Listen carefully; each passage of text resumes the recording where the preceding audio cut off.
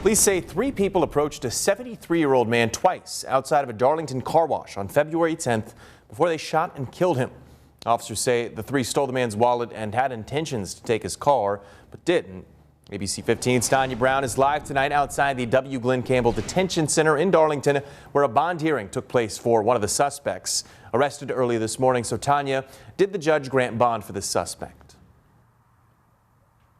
No, Connor, the judge denied bond for 18-year-old Bryant Boyd.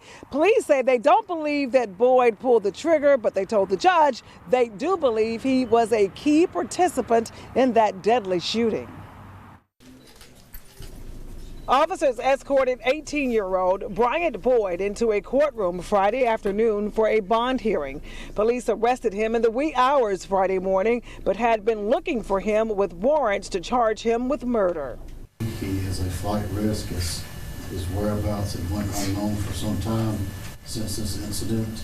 Boyd is the 3rd person charged with murder, armed robbery, and criminal conspiracy in the death of 73-year-old Eugene Williams. Williams was shot to death nearly 2 weeks ago outside of a car wash on Pearl Street in Darlington.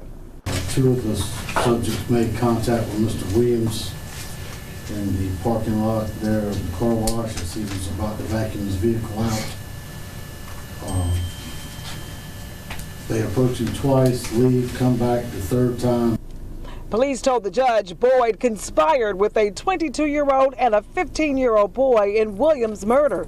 The lead investigator says Boyd acted as the lookout man during the crime. It's alleged during the investigation, based on testimony that's been provided to law enforcement, that Mr. Boyd was the lookout while these chain of events took place at the car wash, and all 3 of them conspired together to either take his car or his car and money. He says they shot the grandfather before taking his wallet. Officers say that wallet had about $60 to $70 in it. We feel like this defendant is a danger to the community, and in particular, this particular act of gun violence on an elderly member of our community.